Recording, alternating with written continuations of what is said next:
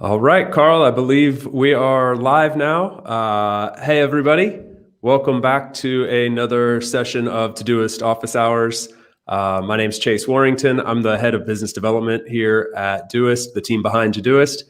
And I'll be the host for today's office hours with Carl Pullein, who's joining us all the way from Seoul in South Korea. So, Carl, welcome. Welcome back to another Todoist Office Hours. Thanks for being here.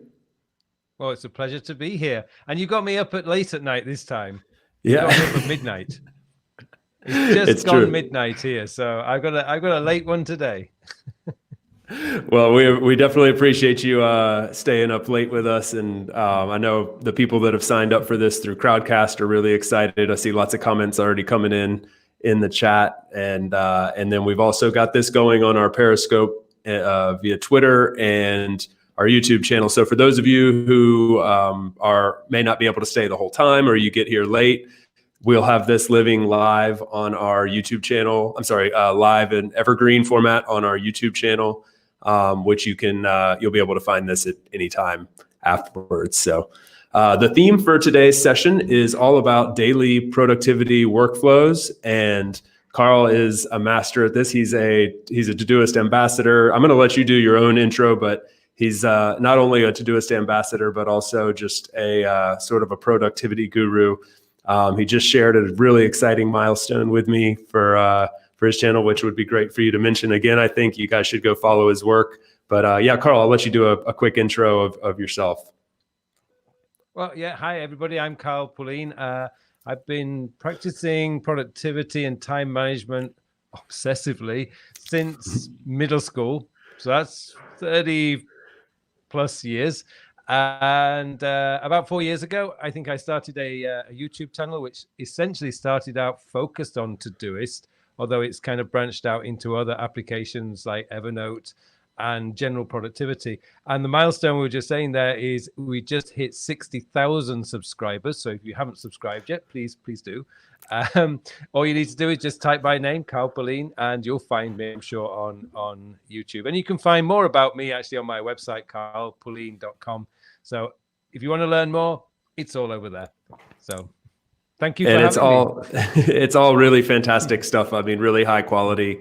Not just saying that because Carl's here. I find myself looking for some tips and stuff on his pages as well. So even those of us at Doist are using some of your advice. So yeah, today we're going to get into daily productivity workflows, which I think is such a cool topic because a lot of us, we get into a tool, whether it be Todoist or even another, and you can find yourself kind of getting overwhelmed and getting actually out of a workflow really easily. So I'm really excited to hear from you what you've got planned for us, and just to remind everybody, you can send questions in if you're watching live through Crowdcast. We've got ask a question function at the bottom, so just send a question in there if you've got it for Carl. I'll try to field those towards the end of Carl's presentation, so that we should have 10-15 minutes set aside at the end for that. So drop those in here. But yeah, Carl, let us know. Okay, so let me go for share the screen now. This is going to be fun. Hang on. It says share, but that's sharing to social media. Where can I share my screen? Share screen. Okay. And so hopefully if I go to here, you can see my screen now. Yes, perfect. And we can make that the focus screen. There we go. Yeah, you can see inbox 0. Yes, that's correct. Good. Right. Yep. We're going to start. Now, I have to make a confession. We have just gone, just for proof, if you can just see my screen there. We're now at 7 minutes past midnight, and that's why today is currently showing red. I'm just going to do a quick this was all up to date 8 minutes ago. So I'm going to hit reschedule. This is a quick tip for you guys, by the way. If you ever wake up in the morning, open up Todoist, and you've got a load of overdue tasks, do what I do, which is just hit today.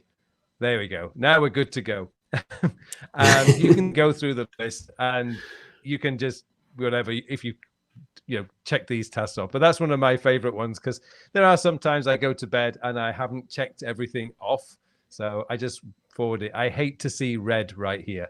So anyway, what we're going to do is talk about filters, workflows particularly today, because the biggest danger of using any application is that the app takes control of you instead of you taking control of the app.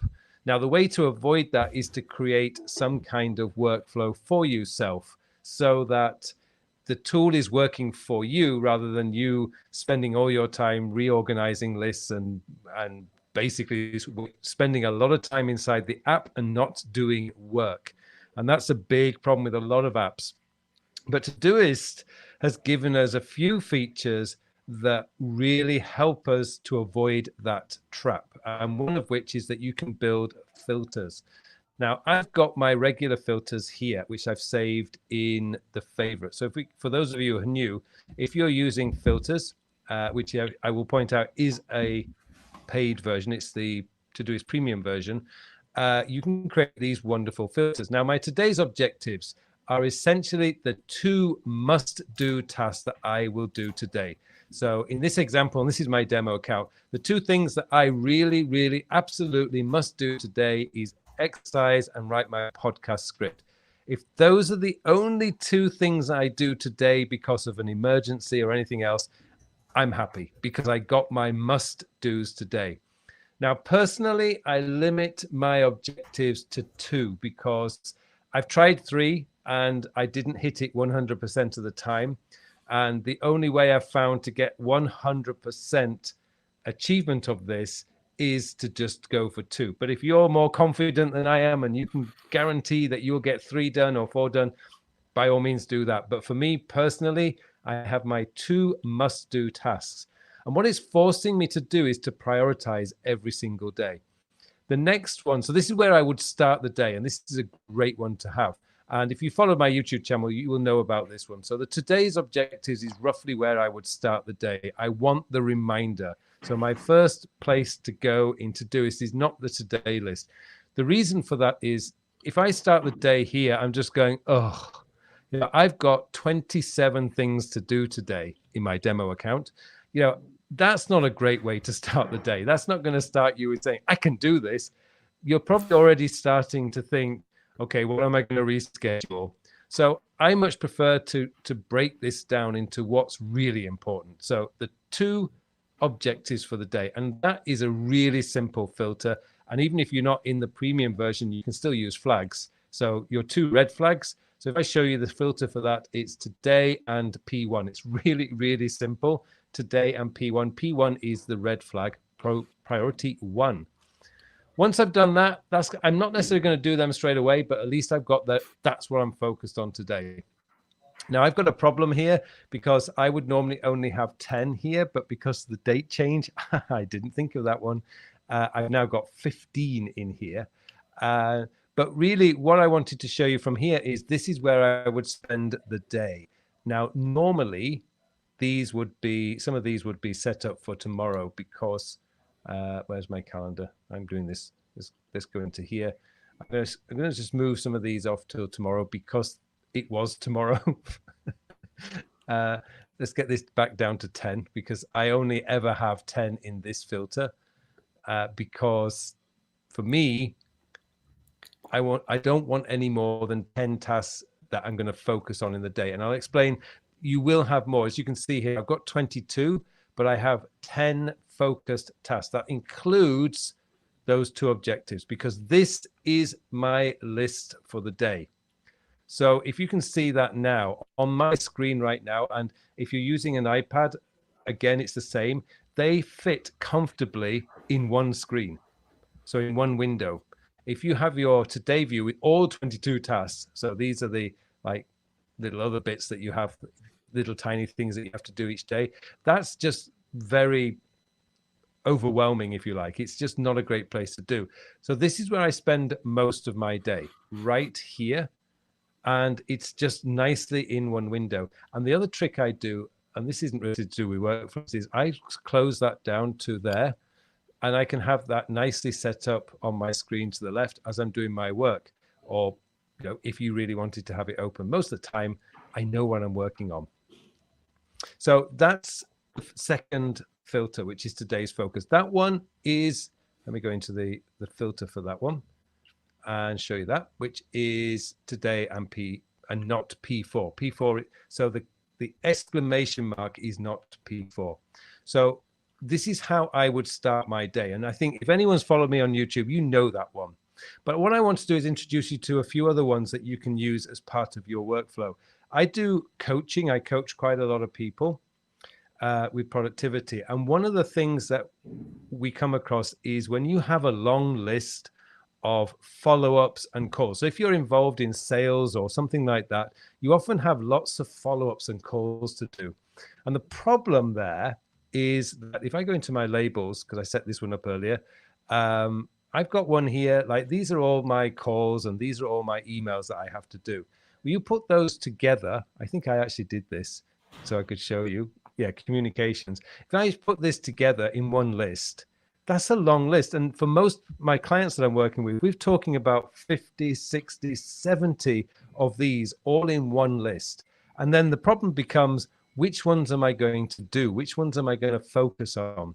So part of a workflow is to have what I call today's communication. So if you're in a sales environment or you're in a business development area where you have to follow up with people, then this is a great filter to have as part of your workflow. So as you say, you're starting the day with today's objectives, you've got your today's focus, but at some point in the day, you think, right, I need to do my communications.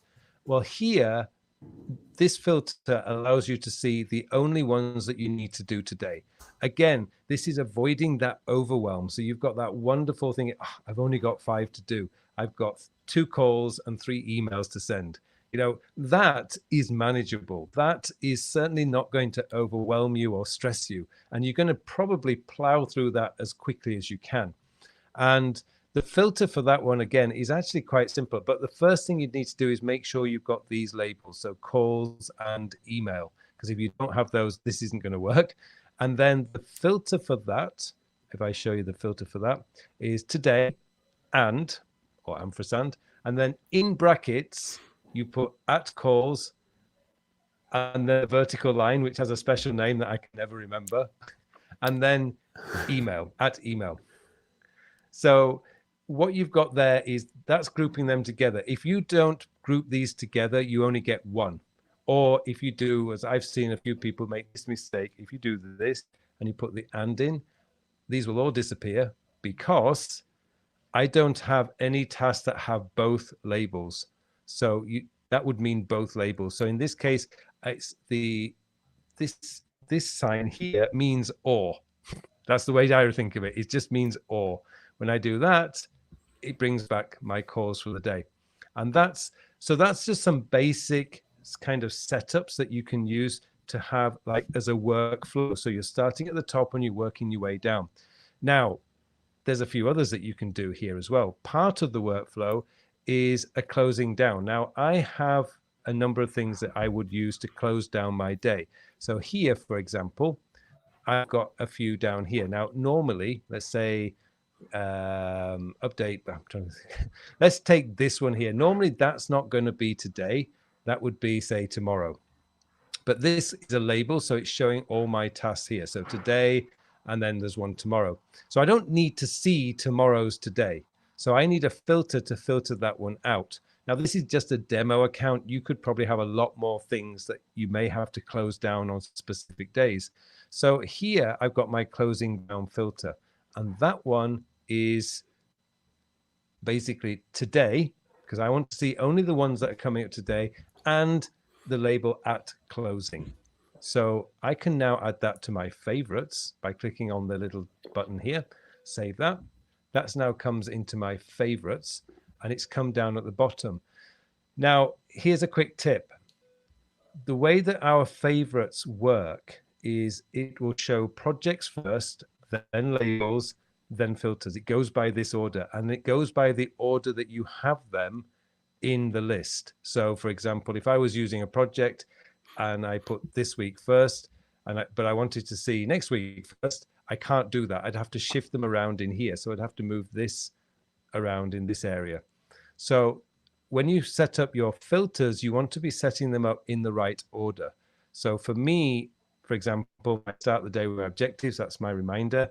This is where I spend most of my day, where I really want to focus the must-do tasks today, the should-do tasks today. Then I've got my communications. So if I decide, right, it's 3 o'clock, I'm going to do my communications. So I'm going to do my email, I'm going to do my calls. And then I've got my closing down, which is here. Now, another one I can do is also my tomorrow's plan. So because we should all be planning our day the day before. I know we should. I know we don't, but I know we should. And this one is just 2 days and P4. Why 2 days? Because I get this question a lot.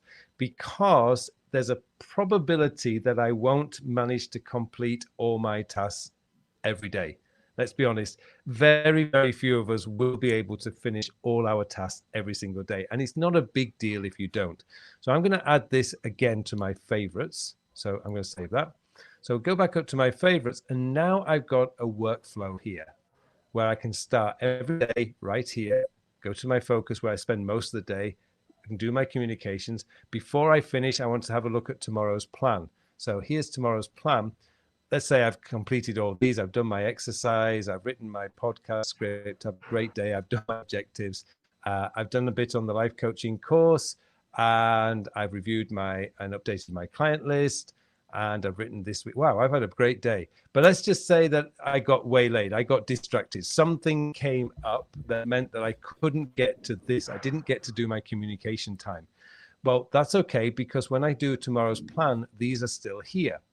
So if I say, okay, these are urgent, I must do them tomorrow, I might decide, well, I need to send this quote to Phil. I really must do that tomorrow. So I can just change the flag, make it a red flag, and change the date till tomorrow. So boom, that goes tomorrow. And now you see I've got my 2 objectives already set up for tomorrow. So you can just reschedule these. The idea, though, for me is tomorrow's plan should have no more than 10. So I'm now going to have to start looking at these thinking, okay, which ones do I prioritize? Which ones do I not prioritize? But that's just the way that I work. You may decide 13 is a manageable number, which is great. So my plan is done for tomorrow. So these are all forwarded. I can change these dates to tomorrow. And then I go into my closing down for the day. And my closing down is just like check my shopping list for anything urgently required. So I can pick that up on the way home if you're not working from home, whatever.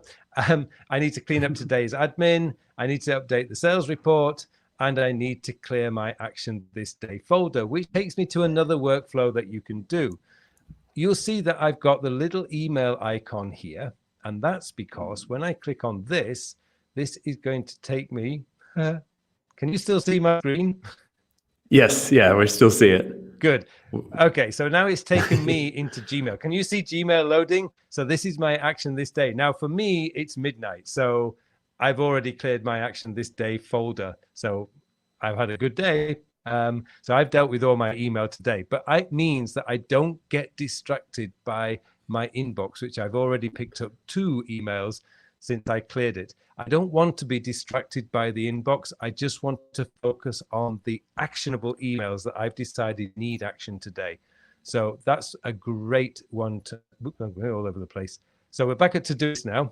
So that's another way that you can build a workflow, so you're not getting distracted by other things. And by the way, people say, how do you do that? Well, if you go into your Gmail and you go into the label that you want, you can get the URL for that. So you copy that and then you paste it into, let's go into here. If I click on that, you'll see that I've pasted. Why is that not showing? The URL is not showing in there, but it is there, obviously, because I just clicked on it. That's because it's there. But if you just copy the URL into there, you will be able to get it. And can you show again where you grabbed the URL from, Carl? I think I missed it. Right. So if you go into, if you have an actionable label in Gmail, or you can do this, by the way, in Outlook or any web-based mail, you can create a folder, as I've done here, which is called, my label is called, Action This Day. And so all you need to do is go to that window, and then you can copy the the URL. So there's the URL. And if somebody wants to write all that down, good luck to you. That's a long one. But you just copy that URL and then you can paste that into Todoist. And actually, I'll show you how to do that. I'll copy that because I don't know why it wasn't showing. So all I do then is go to my inbox, I will create a task. And first of all, I paste the actual link.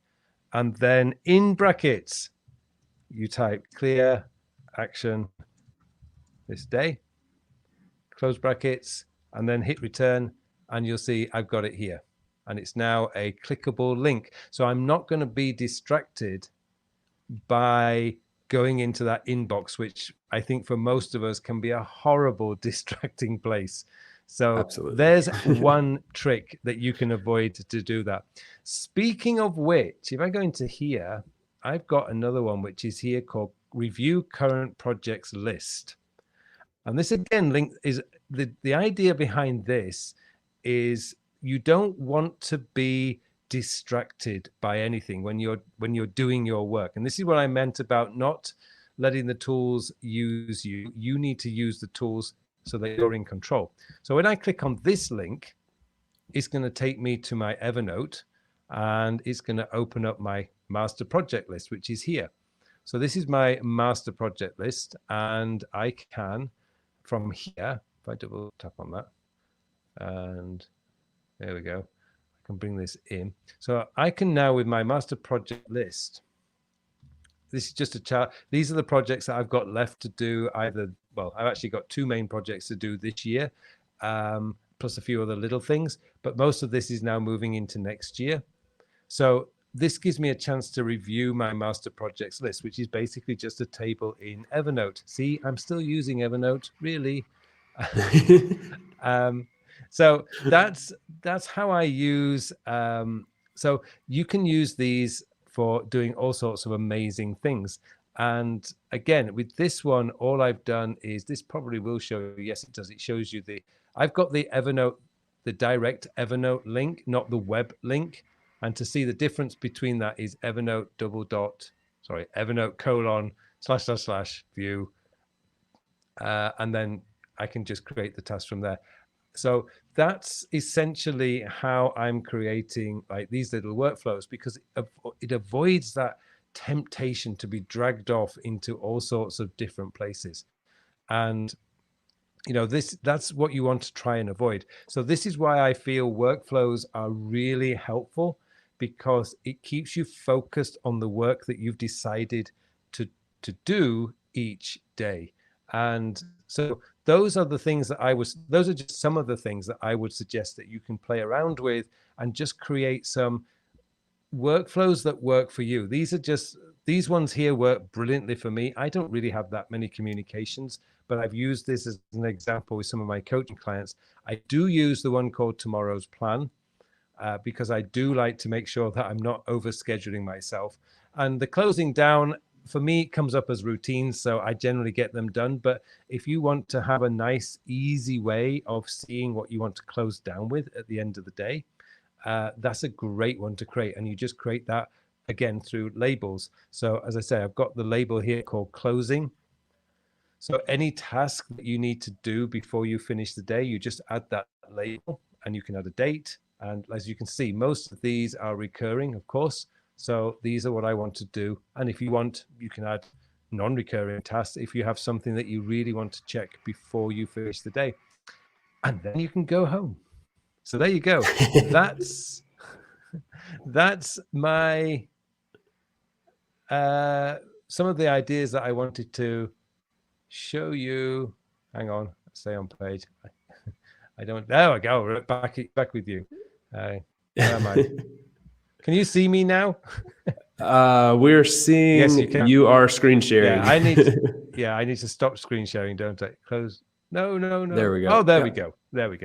So perfect. That's what I wanted to show you. So I know that was a quick run through. So I'm hoping that there'll be quite a few questions here, because I know that I guess this was going to develop quite a few questions. So yeah.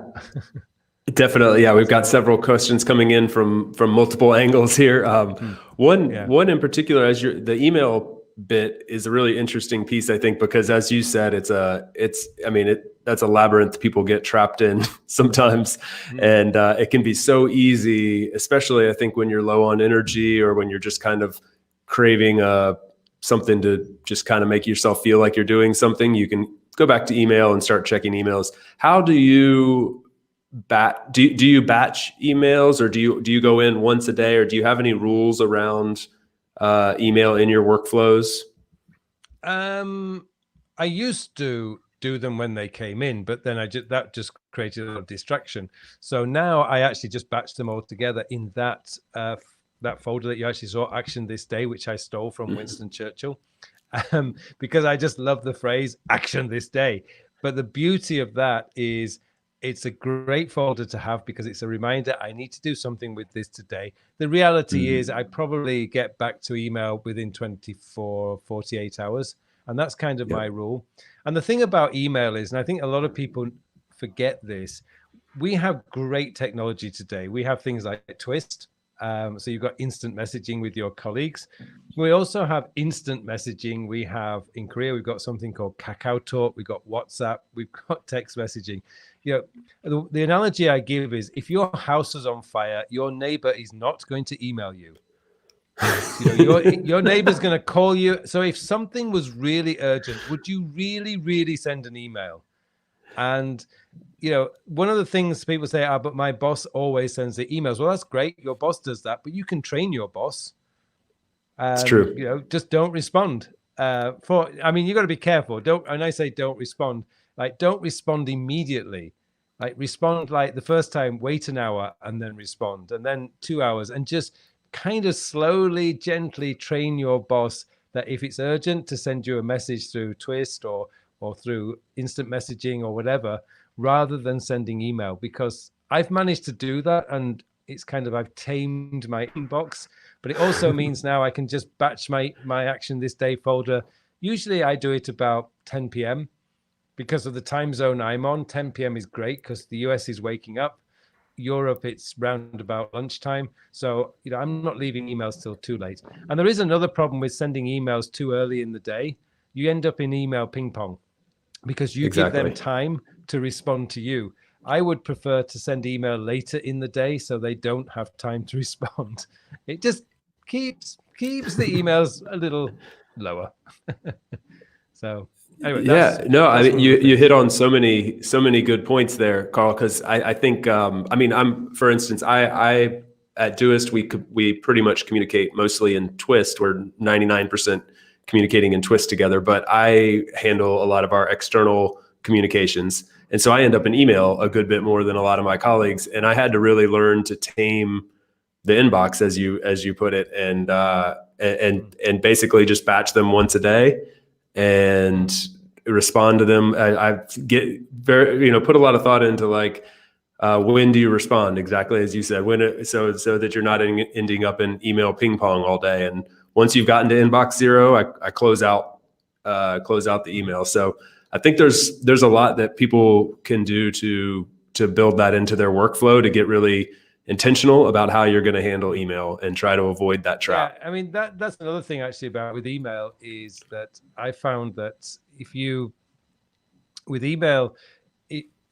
start sending email like directly into your Todoist inbox, now you've got it in two places, because you've got email in your email application and you've got the email notification in your Todoist inbox. I've preferred to have one task in Doist which says clear that Action This Day folder, and I trust myself that I will do that. And the other thing I should point out is I am surprised. My rule generally is get back within 24 hours, and I do pretty much stick to that, sometimes a bit late. But what I'm surprised at is if I reply to somebody, say 24 hours later, how many times I get thank you for your quick reply. Yeah, I think exactly. Well, it was 24 hours. So, obviously most people out there understand email is never urgent. And so that's why I batch it at the end of the day. And that task, clear Action This Day folder. And by the way, I should point out, don't use the word check Action This Day folder. It's the wrong word. That's not what you're doing. You never check it. You do it. You clear it. And you got to be careful with the words that you're using, because you think, Yeah. just check it. No, you do it. You clear it. Psychologically, that changes what you're doing, doesn't it? It does. Yeah. I love the Winston Churchill reference as well. That's great. Mm. Someone asked, Carl said, how does Carl use the next year goals project and the current goals project? Okay. I don't really I mean, I'm planning 2021 and I'm using Todoist boards for that. I haven't got that set up in my demo account, but essentially you use boards and you just got Q1, Q2, Q3, Q4. So I can put my projects that I plan to do in those quarters into that particular folder, into that board, I should say, into the column. So that way, and that's one of the beauties of Todoist boards, actually, is now I can see very, very clearly if I'm overextending myself. Because for me, a project usually takes about 4 to 6 weeks, and we've got roughly 12 weeks each quarter. So did I say, yeah, we haven't got 12. Yeah, every 12. quarter It's roughly 12 weeks. Yeah. So if a project is going to take me 4 to 6 weeks, then I know that realistically, those big projects, I can only do 2 a quarter, realistically. Of course, if your projects don't take that long, you can squeeze in more. But now because I know how long roughly a project would take planning, implementing, and executing, then it's about between 4 and 6 weeks. So I have 2 big projects each quarter, and I'm just organizing that, and I'm using Todoist boards for that right now, and it's fantastic for that. I've also put in, like, as we were talking earlier, obviously because of COVID, I can't travel at the moment. So I think Christmas is cancelled for me this year. But what I'm planning on doing is I suspect we'll be able to travel again by the second quarter of next year. So I've put that in there as well. So that gives me an alert to say that, hey, for probably 3 to 4 weeks, I'm going to be out of my usual environment. I can still work when I'm in Ireland, but it's not as easy to do the work there. So if I've got any big projects, I can reduce Q2 to make sure that I've got the time to do those projects before we go into that time. So it's a great planning tool. So that's how I'm basically planning those projects. But the master project list, there's no like kind of distinguish, because these are just going to keep coming round. So I think, as you saw in my list, I've got 2 projects left for this year and 3 or 4 projects that are running into next year already. And that's really how I would always do my master projects list in my notes. But for planning the year, I'm using Todoist boards, and I love it. It's great. I can't wait to see. Hopefully, there will be something good to share there with using the new boards feature. Yeah, look forward to that. Actually, it's a good segue, because someone had asked about your weekly planning, and so we saw a lot in your demo that you were looking one day ahead. You were moving things one day ahead sometimes. Do you get into weekly planning at all, looking at your week from a sort of more from a bird's eye view, or are you really focused on today and the next day? No, every Saturday lunchtime now, I do a full weekly planning session. And essentially, because I'm using something called the time sector system, all I'm really doing is moving any task that I've put in the next week into this week's folder. So if you noticed in my Todoist, I've got folders where you put projects. I call them folders, but you've got them set up this week, next week, this month, next month, and long term. So what I'm essentially doing when I do my weekly plan is I just pull the tasks from next week into this week and review my projects list and review my calendar. So it takes about 20-30 minutes. So nice music, a cup of tea, and I'm good to go. It sounds like a great way to kick off the week on a Saturday. Well, I used to do it on a Sunday, but Sunday is a very busy day with coaching calls. So Saturday morning is very quiet. And I've just done my business planning session, which is like long-term business planning on a Saturday morning. So it just feels like the right time to do it after I finish that. So that's really good. I think a lot of people try to think like, I'm going to turn my productivity switch off on Friday at 5, and it's nice. I think, to sprinkle some of these things in over the weekend to keep that momentum going. Well, I mean, I'm self-employed, so I don't know what a weekend is because my weeks don't end. You know, Sunday is probably my busiest day. Saturday night is also very busy, so I don't really get like a full day off. I will get like afternoons off or evenings off, but I don't. Yeah. It doesn't feel like weekend because it doesn't Right. end. Yeah, it's just a continuation of the flow, Yeah. I guess. But I love it. I mean, I would never complain. I wouldn't want any other life. I tried the 9 till 5 Monday to Friday life for about 18 months and absolutely hated it. So that's not for me. You found it. This seems to be working well. Yeah, yeah, exactly. I was going to say this seems to be working out well for us in this case. Yeah. Is that someone had asked about when you set your feature when you set your daily flags? Is that, do you also do that on Saturday, or do you change priorities a lot? To be honest, I usually do that on the daily planning session. For that demo purpose, I just tried to save time by just adding the flags before.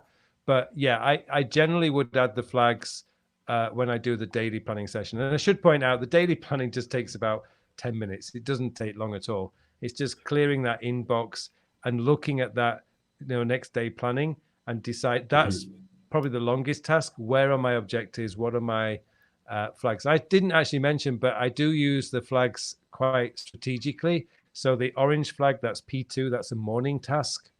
And the blue flag, the P3, that's an afternoon task. And then P4, the note flag, basically is anything left if I've got time or do it in the evening. But I know that we have a new feature coming into Doist sometime in the near future because it's just come out in the beta, which is the sort orders. So that's probably going to change things a little bit because I've been playing around with that over the last couple of days and think, oh, I like this. So for those of you who are not in the beta program, you've got something very nice coming soon.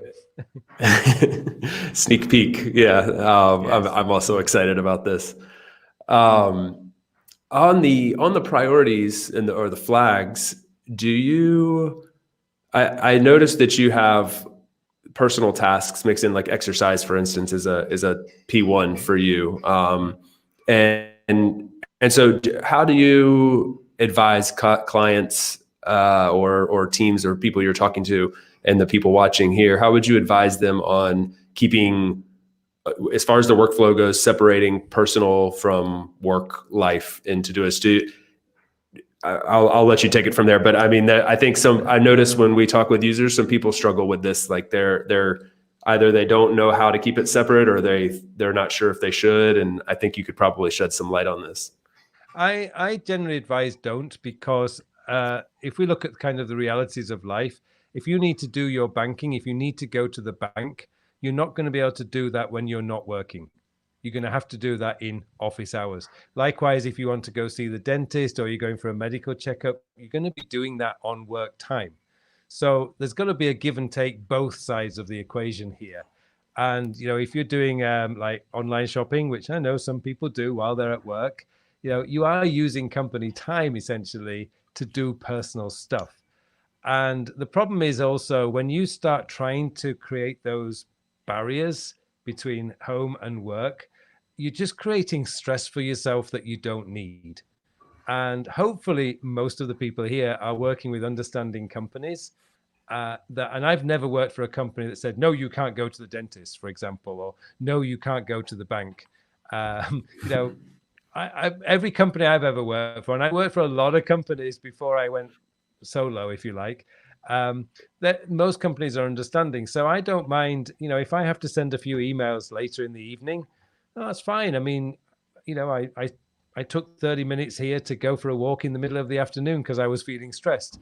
You can give a little bit back. But the problem also is that when you start trying to separate personal and business, it's actually unnatural because there's still tasks that have to do. A task is a task is a task, whether it's personal or work. It still has to be done. But if you separate them, you're just adding complexity that you don't really need. And so I don't advise people to separate them. If a task has to be done, it has to be done. If you don't want to see work tasks on a weekend, then use labels, because you can filter out labels quite easily. But hopefully you're keeping up to date with your Todoist, so your work tasks don't come over the weekend. Whatever weekend is, I heard this thing called weekend. Whatever a weekend you long People forgot often the talk word about weekend. Yeah. But no, I wouldn't recommend it, because you're just adding complexity that you don't need, and you're also creating anxiety for yourself, saying, no, I can't do that because I'm not working. Don't go down that road. You don't need it. Just use a little bit of common sense and you'll be fine. I've also found this. I tried to separate these two areas of my life in terms of productivity, and it just didn't work. I find that it's based more on your energy levels, the time of day, when you're in a focus mode, when you're in more of a low energy mode, and then prioritizing things that are good for your personal life. Exercise is also one for me. That's why it caught my eye. It actually makes my productivity better by making sure that that's a top priority for me and not a last resort. So I think it's important to not try to separate as well. So Aaron asked, do you time box your tasks? Do you use any? Okay, I know what they're meaning on the calendar. Actually, the only times I would do that is if I'm doing something like I would describe as focus work, or as Cal Newport calls it, deep work. So actually today I've been recording an update to one of my courses. That was I blocked the whole day on my calendar for that, because it's too important. I don't want the distractions. So, email was off, door was closed. I was just totally focused on that. So for big focus tasks like that, sure, I do. And also this is actually, I suppose it is linked to workflow, but maybe not too much to Todoist. But on my calendar, each week I create, I think it's about 6 pieces of content. So if you include my videos, my blog posts, the podcast, and newsletters, there's about 6 pieces. So in order for me to do that, I need fixed time each week. So Monday morning, I write. So I have 2 calls from 7 till 9. So one 7 till 8, 8 till 9. And then at 9:15, I sit down until 11 and I write. So that's blocked off in my calendar every single week. Monday afternoon, also I'm writing, because I need to get the podcast script written. So that's another 90-minute block. And it's blocked every Monday afternoon. So when I wake up on Monday, you've had Mike Vardy on this series. One of the things that Mike has taught me was about theming the week. And he does something much better than I do. I'm not quite as strict as him, but if I was theming the week, I would say Monday was writing, and I got time blocks for writing. Thursday and Friday is video recording. Audio, I call it audio visual, because I also record the podcast on a Friday. So those times are blocked on my calendar. The tasks actually are in Todoist. They don't really need to be, because I'm actually duplicating when I think about it. But they've always been in Todoist. Like record videos, it's always been in Todoist. So it's just part of what I do. But so knowing what I call my core work. So those 6 pieces of content are crucial. And so they are blocked and fixed in my calendar every week. Exercise, by the way, is also, I plan that one as when I do my weekly planning, because each week changes. Like I do have different appointments. So I have to fit my exercise around that, but it gets done every week. And those are blocked off. Really interesting. Yeah, thanks for sharing that. And I think we'll make this next one the last question. Sorry, guys, we can't get to all of them every time. We're trying to keep these to around 30 to 45 minutes, and not surprisingly at all, we're pushing up towards the north end of that already. But someone asked, so you're talking about all the planning that you have to do, and some of it's daily, weekly, quarterly. How do you deal with these tasks that maybe they have a due date? The due date's in the future. Nothing's really needed right now, but you need to go ahead and start working on them in advance. What advice do you give to our listeners today about this? Well, if it's a task that doesn't need to be done until quite long term in the future, that just gets put into my long term folder because I do review that once a month, so I'll see it. But if it's a project which is not due, say, until the end of February next year, that's going to start its life in my notes app, because that's where I'm going to be brainstorming. That's where, if I'm collaborating with other people, I've got meeting notes, I've got clips from emails, I've got all sorts in that. But it will also tell me what do I need to do to get this moving forward. So I will see something in there saying, right, this needs planning out. Like, let's say a schedule needs planning out. Well, that's not something I can leave until February the 25th. I need to do that now. So that's going to get thrown into my this week folder, and it'll be dated for whatever day I decide I'm going to do it. Likewise, I might pick up a task which says, oh, right, I need to contact this person at the end of November. So that's going to get thrown into my this month folder, because I will see that when I do my next weekly plan, say contact such and such a person. I might even date it so that there's no way I can miss it. So contact, say, Jeff on the 25th of November. Great, I'll just add that, throw it into this month's folder. And when I do my weekly plan, I will see it, and then I can just bring it forward to this week when it's due.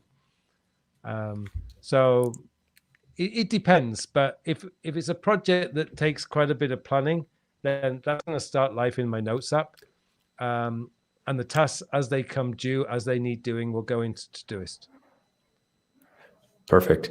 Yeah, and I think something we get this question a lot. A big feature request that we get all the time is to have task dependencies, so that, for instance, if your overall task is to write a blog post, but you want to start writing the intro on Monday and then work on the next bit on Tuesday and so on, to kind of have task dependencies so that those subsequent tasks populate once you've checked off the other task. And I think the trick here is to really try to break things down into smaller tasks.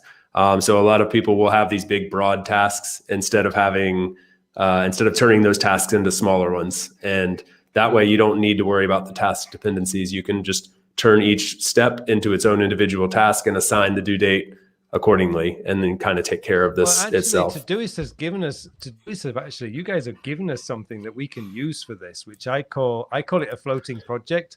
Essentially what you've got is you create the normal task.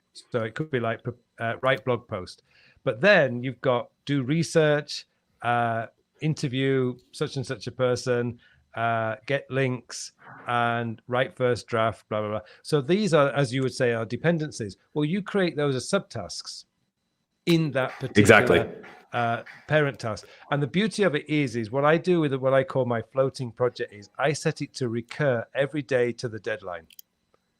So it will recur, every Monday, Tuesday, Wednesday, even Saturday, Sunday, because I say I don't have weekends, so it's going to keep coming up. But if say, because I say Sunday is one of my busiest days, I'm probably not going to be able to do anything about that project that day. But that's okay. All I need to do is just change the date till tomorrow, because when you've set the from say the 1st of November until the 15th of November as your dateline, it will stop on the 15th of November. But every day you see that task. So every day you go in, you can see the task. And the beauty of what Todoist have done these days is if you look at the parent task, even without opening it, it will say you've done 3 of 6 tasks. Yeah. So there's tasks in there. So you have to go and do it. So, it's subtle reminder. Floating project. Oh, it's brilliant. And I've used that. I used it for buying a car. I've used it for preparing for various other little things that I've done. It's a really fantastic little feature in Todoist that gives you that functionality. And if you set the recurring date, you're not going to forget it. And if you flag it P1 every day as well, whoa, no way you're going to forget. It's just slapping you in the face at that point. Yeah. It's like saying, come on, you got to get me finished. Yeah. This was super insightful as always, Carl. Thank you so much. We'll wrap it up there. And for everybody that's watching, just a reminder: this will live on our YouTube page. So you can go and subscribe there and find all this great content there, as well as the other office hours that we've had in the past and the ones that we'll have in the future. Tomorrow, if you're watching this on Crowdcast, you will receive an email from us with a clip to this and and some more information about the next upcoming Todoist office hours. So, Carl, do you want to share any information about where people can find you again? I know you did at the beginning, but just to make sure that those that joined later can find you, where should they go? Sure. Best place to find me is through my website, carlpullein.com, because you can access my blog, my YouTube channel, Twitter, Facebook. You can find me everywhere through my website. So carlpullein.com. Excellent. I'll include that in the email tomorrow as well. Thanks again, Carl. We really appreciate it. Love the work that you do, and we're excited to hopefully have you back again soon. Oh, it's always a pleasure. Thank you for having me. You're welcome. You're welcome. Thanks, and thank you to everybody that joined us today. We'll see you again soon. Bye-bye.